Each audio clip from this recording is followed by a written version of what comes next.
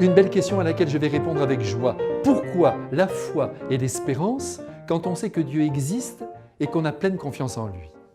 Vous qui me posez cette question, je me permets de vous dire que c'est par la foi que vous savez que Dieu existe.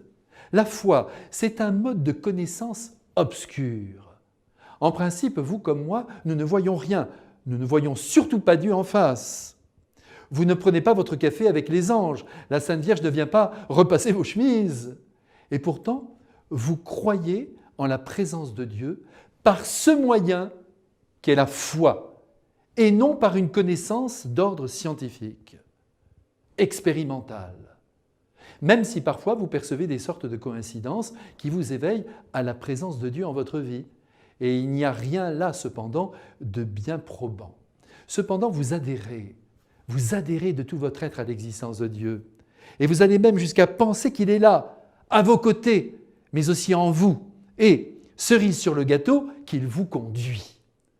Sans la foi, vous ne pourriez croire en son amour. La foi n'est pas le doute, attention, la foi c'est une certitude, mais je le redis, donnée dans l'obscurité. C'est un moyen merveilleux offert aux hommes de toutes conditions, quel que soit leur niveau culturel ou la finesse de leur intelligence, et c'est ainsi qu'une brave paysanne ou qu'un homme illettré peut croire en Dieu et vivre de son esprit bien mieux qu'un théologien qui connaît pourtant par cœur le développement des dogmes.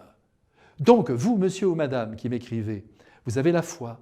Et je le redis, c'est dans la foi que vous recevez la certitude de l'existence et de la présence de Dieu.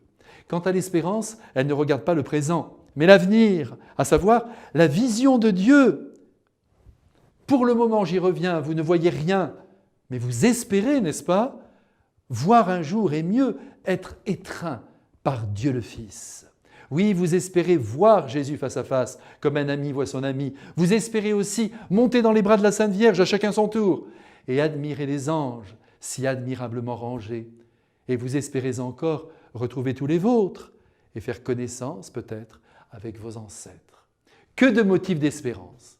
Qui n'espère plus est déjà à moitié mort. Mais oui, sans espérance, il n'y a plus de but à atteindre, il n'y a que le présent. Et si ce présent fait mal, on est fichu.